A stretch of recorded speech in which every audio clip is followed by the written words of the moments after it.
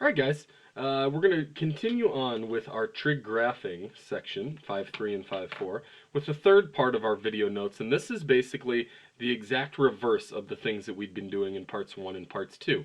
We're going to be given a graph, and then we're going to use the properties of that graph to be able to create a function, either cosine or sine here, that would be represented by the graph given, this one here. Okay. Now it does say create both a cosine and a sine function. And what you guys will see is that depending on what part of this wave-like function we want to look at, we could write this graph as either a sine or a cosine function. Okay. When we're graphing, we ask you to graph one cycle. And the first thing that I would suggest doing here is let's pick out one cycle of either the cosine or the sine function, and then we'll take a look at its properties and try to figure out how we can put a function together. Okay, so we have to remember a couple things. The general graph, the parent sine function, will always begin in the middle of the wave, okay, go up, back to the middle, down, and end one cycle back at the middle. Okay, so if you get a question like that, my suggestion is take a highlighter, take some sort of marker, and let's actually map out the one cycle, in this case of the sine function, that we're going to take a look at. Okay. None of the rest of this part of the graph means anything to us.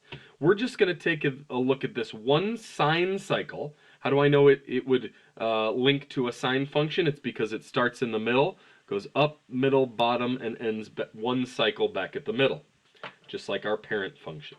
Okay, so we're going to look at this yellow highlighted piece to help us create a sine function that matches with this graph. Okay, so let's do that. Remember the general sine graph.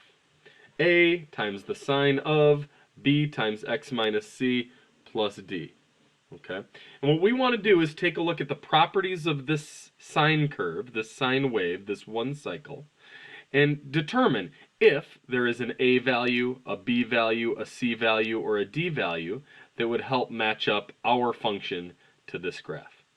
So let's take a look. Let's pick out some properties of this graph. Okay, the middle of the wave is at y equals 1.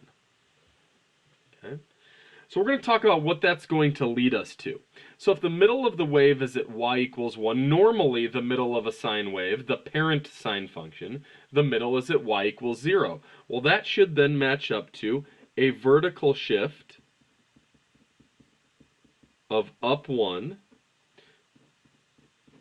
which would be a d value for us. Okay, so we're going to use this property that the middle of the wave was shifted up 1 to help us input values into our function. That's going to represent the d value. Okay, let's check out the amplitude.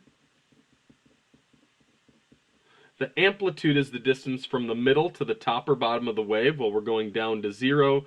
We have to mirror, I know there's no 2 here, but it has to be symmetrical. So if this is going down to 0, this would be going up, in theory, to 2. Our amplitude is 1, okay, which means there is no change. But if there were, it would be represented in our a value. The parent sine function has an amplitude of 1.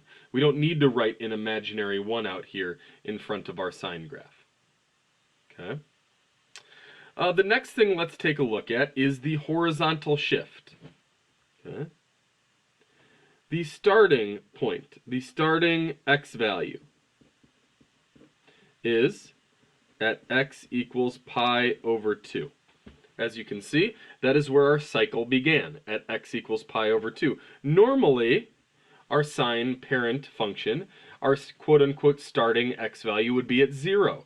So this is a horizontal shift of right pi over 2, and that's going to be reflected in our c value.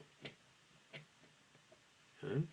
And last but not least, let's check our period. The horizontal distance for it to make one cycle. So it goes from pi over 2, completes one cycle at 3 pi over 2, That is a distance of pi. Normally, our parent sine function has a period of 2 pi. So there is a change in the period. Remember that 2 pi over b will always equal our period. In this case, that's going to equal pi, which should lead us to a b value of 2. We now have enough information. We have our a value, which didn't change from the parent function. We have our d value, our c value, and our b value based on the properties of this one cycle, and we can create our sine function. No change in the a value, however, our b is going to be 2.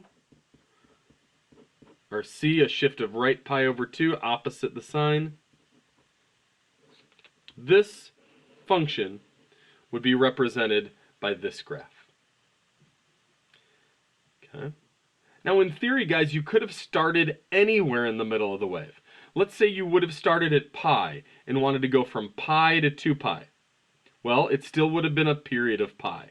It would have been a horizontal shift right pi instead of pi over 2. It would have been a reflected sine graph because it starts down, so our a value, even though it would still be 1 because that's the amplitude, it would be a negative sine graph because it would start down.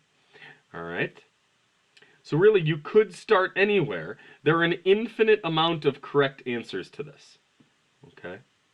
Because this sine graph will continue on forever. All right, let's take a look at cosine. Parent function, general cosine function, same as the sine function, except there's a cosine there. Okay. Now, cosine starts at the top of a wave. Okay, or in theory, if you want to deal with a reflected cosine, you could start at the bottom of the wave. But let's start at the top. So highlighted now in red, or it might look pink, I guess, on your screen. That would be one cycle of a cosine graph, whereas the yellow highlighted portion was one cycle of a sine graph. Let's quickly go through the same properties we did for sine. Okay. Again, the middle is at y equals 1. That would lead to a change in the d value. The amplitude is 1, so we have no change in the a value. The starting point for this one cycle of cosine is actually at 3 pi over 4. That's going to change the c value, or there will be a c value, the horizontal shift. And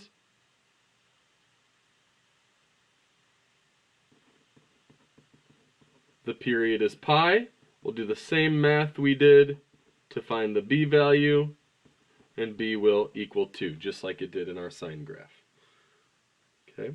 As you can see, a cosine and a sine graph can be represented either way. So this function could be represented with f of x equals, no change in the a value, cosine of 2 in parentheses x minus 3 pi over 4 plus 1. What's the change writing a function as sine or cosine? The starting point. That makes a lot of sense since we wanted to start at the top of the wave, okay? But the amplitude won't change, the middle of the wave won't change, the period won't change from sine to cosine, but the starting point, basically the starting point of where we're looking for that one cycle, will be the difference between these two. Okay, if we wanted to start at the bottom, we could have come over here to 5 pi over 4 and written a reflected cosine graph. All the same things, horizontal shift would be different, and then we'd need a negative in front of the cosine graph. All right, cool.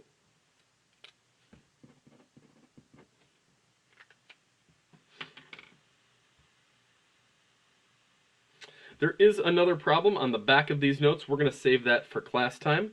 We'll open up with a warm-up after this video, do that one on our own, and we can get a little formative check to see how you guys feel about writing the equation of a sine or cosine function when we're given a graph like this.